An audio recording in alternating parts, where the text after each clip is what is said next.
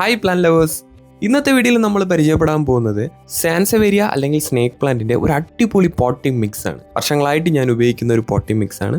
ഈ കാണുന്നത് സിൻഡർ ആണ്, വാഷ്ഡ് സിൻഡർ.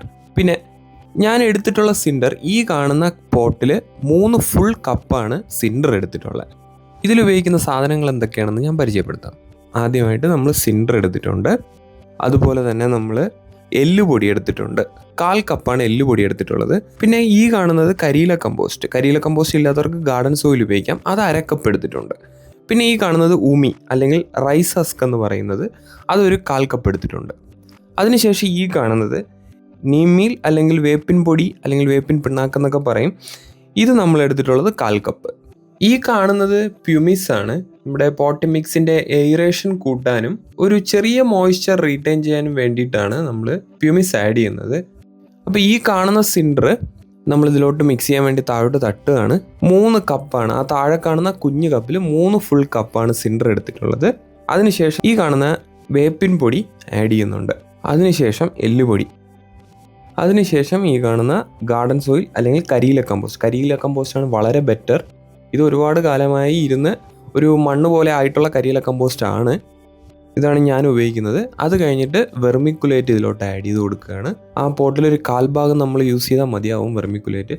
അതുപോലെ 1/4 കപ്പ് ഉമി അല്ലെങ്കിൽ റൈസ് ഹസ്ക് എന്ന് പറയുന്നത്, ഇത് ആഡ് ചെയ്യുന്നുണ്ട്. ഇനി നമ്മൾ ഇതിനെ നല്ലപോലെ മിക്സ് ചെയ്യുക. കൈ കൊണ്ട് മിക്സ് ചെയ്യുന്നതിലും കുഴപ്പമില്ല. ഞാനിവിടെ ജസ്റ്റ് ഒരു ഷവലെടുത്ത് മിക്സ് ചെയ്യുന്നതേ ഉള്ളൂ.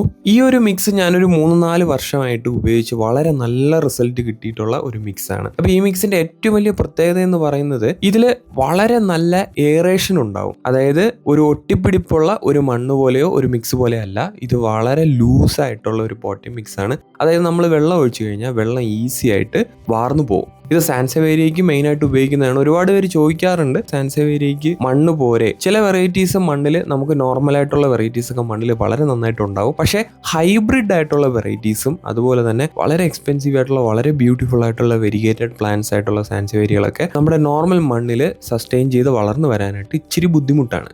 നമുക്ക് പെട്ടെന്ന് തൈ വരാനും നല്ല രീതിയിൽ പ്ലാന്റിന് നല്ല ഹെൽത്തി ആയിട്ട് നിൽക്കാനും ഈ പോട്ടി മിക്സ് ഹെൽപ്പ് ചെയ്യും. ഇപ്പോൾ ഞാൻ വളരെ സ്ട്രോങ് ആയിട്ട് ഇതിനെ ഒന്ന് മുറുക്കുകയാണ്. അപ്പോൾ നിങ്ങൾക്ക് കാണാം, ഒട്ടും ഒട്ടിപ്പിടുത്തം ഇല്ലാതെ തന്നെ അത് ഇങ്ങനെ പോവും. അതായത് അത്രയ്ക്ക് നല്ലൊരു എയറേഷൻ കിട്ടുന്ന ഒരു പോട്ടി മിക്സ് ആണ്.